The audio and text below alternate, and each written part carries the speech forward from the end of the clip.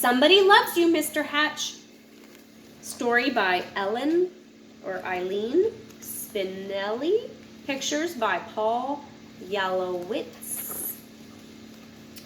Mr. Hatch was tall and thin, and he did not smile. Every morning at 6:30 sharp, he would leave his brick house and walk 8 blocks to the shoelace factory where he worked. At lunchtime, he would sit alone in a corner, eat his cheese and mustard sandwich, and drink a cup of coffee. Sometimes he brought a prune for dessert. After work, he would make 2 stops, at the newsstand to get the paper and at the grocery store to buy a fresh turkey wing for his supper.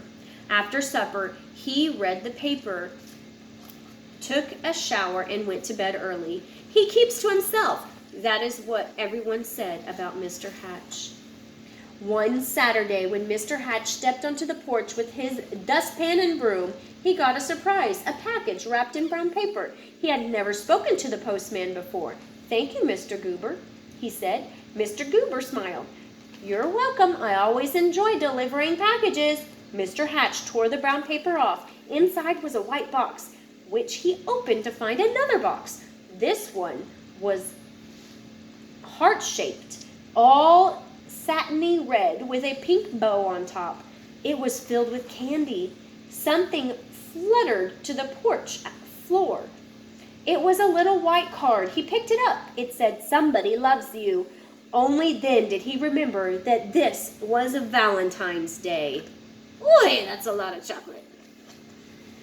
Mr. Hatch wondered and wondered. Now, who would send this to me? He was all alone. He had no friends, and yet someone had sent him a Valentine.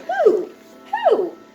He put the box on the coffee table and tried to do some dusting, but every time he left the room, he had to keep peeking to see if the box was still there. He dusted and dusted it, and the dust cloth seemed to whisper, "Somebody loves you, somebody loves you." At last, he flung the dishcloth away and exclaimed, "Why, I've got a secret admirer!"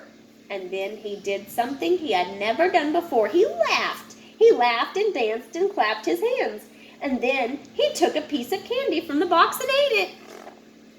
Mr. Hatch changed his shirt and found some old aftershave in the bottom drawer. He splashed it on his face. He picked out a yellow tie with blue polka dots and put it on. And then he went for a walk. Maybe, he thought, I will meet the person who sent me the candy.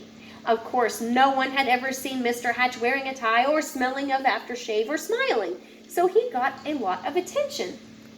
Miss Weed tripped over her dog. Mr. Dunwoody nearly fell off his ladder, and little Tina Finn spilled all the toys out of her wagon. Mr. Hatch waved hello to all of them. On Monday, it was back to work. At lunchtime, Mr. Hatch sat in the middle of the cafeteria. He spoke to everyone and passed out chocolates from his heart box. On the way home, as usual, he stopped at the newsstand. Mr. Smith handed him the usual newspaper. "I think I'll have a pack of mints," said Mr. Hatch. Not as usual. Mr. Smith was shocked. "Was that you speaking, Mr. Hatch?" "Indeed it was," said Mr. Hatch. "I said I would also like a pack of mints. And if you don't mind my saying so, Mr. Smith, you don't look very well today." Mr. Smith recovered from his shock to reply, "You're right, I don't feel very well. I have a cold. I was supposed to go to the doctor this afternoon, but the stand was busy, so busy I haven't had the time." Mr. Hatch smiled. "Why, I'd be happy to watch the stand for you while you go." Mr. Smith could hardly believe his ears. "You would?" "Certainly. Just show me what to do." And so Mr. Hatch ran the newsstand for an hour. He wondered if any of the women who stopped by to buy a paper or magazine or a candy bar had sent him the mysterious Valentine. When Mr. Smith returned, Mr. Hatch made his usual stop at the grocery store. "I'm a little tired of turkey wings," he told Mr. Todd. "I think I'll have a nice fresh slice of ham." Mr. Todd weighed the meat and wrapped it. "You look worried," said Mr. Hatch. "I am," said Mr. Todd. "My little girl is late. She hasn't come home from school yet, and I can't leave the store to look for her until my wife arrives." "Goodness, why didn't you say so?" said Mr. Hatch. "I will go look for her." And so he walked to school and found little Melanie Todd by the swings and brought her home. Thank you, said the grocer. Anytime, said Mr. Hatch. After supper, Mr. Hatch did not bother to read the newspaper. He decided to bake brownies instead. It would be nice to have brownies to share the next day with the people at the shoelace factory. As he baked, the warm chocolate smell of brownies floated through the neighborhood. Children gathered round Mr. Hatch's house, sniffing the air. Well, I suppose the factory can wait, said Mr. Hatch as he looked out the window and he brought out 2 platefuls. Now, what are brownies without lemonade? He said, and he stirred up a nice cold pitcher. When the parents came to gather their children, they had some brownies too. It turned out to be a picnic in Mr. Hatch's backyard. He dusted off an old harmonica and played songs he remembered from his boyhood. Everyone danced. And so the days and weeks went by. When Mr. Hatch wasn't smiling, he was laughing. And when he wasn't laughing, he was helping someone. And when he wasn't helping someone, he was having a party in his yard or on his porch. He seemed to have forgotten about finding the person who sent him the valentine. Then one afternoon, Mr. Goober, the postman, came to his door. His face was very serious. Come in, Mr. Goober, said Mr. Hatch. You look upset. I am upset, he said. I made a mistake some time ago. My superior is very angry with me. Do you? Yes, Mr. Goober, what is it? Do you recall the package I delivered to you on Valentine's Day? I think it was. Yes, I believe so, replied Mr. Hatch, beginning to feel a little uneasy. I don't suppose you still have it, said Mr. Goober sadly.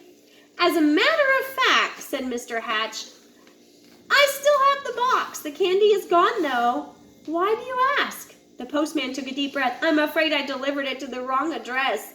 It was supposed to go to another house, Mr. Hatch recalled, tearing off the brown paper. It had never occurred to him to look at the address. He fetched the heart-shaped box and the pink bow and gave them to the postman. I do hope your superior won't be too angry with you now. The postman was headed down the sidewalk when Mr. Hatch called from his porch. Mr. Goober, I forgot something. He gave the postman the little white card. Somebody loves you. Alone in his living room, Mr. Hatch sighed. Nobody loved me after all. Then he read the paper, took his shower, and went to bed early.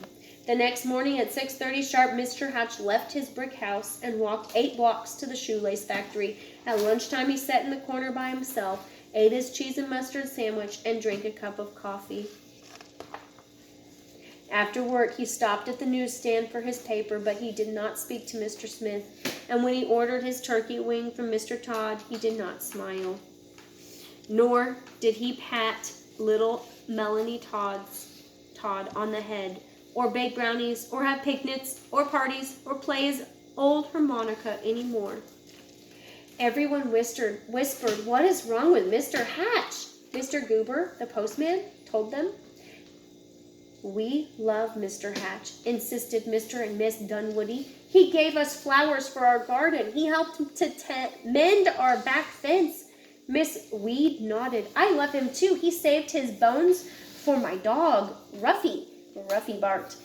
She loved Mr. Hatch too. Mr. Smith told everyone how Mr. Hatch had watched his newsstand so he could visit the doctor, and Mr. Todd told everyone how Mr. Hatch had found his little girl. All the children in the neighborhood remembered Mr. Hatch's wonderful brownies and lemonade, and most of all his laughter. Poor Mr. Hatch, they said. What can we do? Then Mr. Goober announced, I have an idea. On Saturday morning, Mr. Hatch woke to a bright and sunny day. He put on his old overalls and went out to the porch with his dustpan and broom. He couldn't believe his eyes. All over the porch were red and white hearts and pink bows. There were boxes of candy on the chairs and yellow streamers flowing from the ceiling, and sticking up out of his mailbox was a shiny silver harmonica. The front yard was filled with people, happy, smiling people. They were holding up a huge sign with hand-painted letters. It said, Everybody loves Mr. Hatch. Mr. Hatch dabbed at a tear with a handkerchief. I do believe, he sniffed, everybody loves me after all. And then he smiled, and then he laughed, and then he hurried down to be with his friends. The end.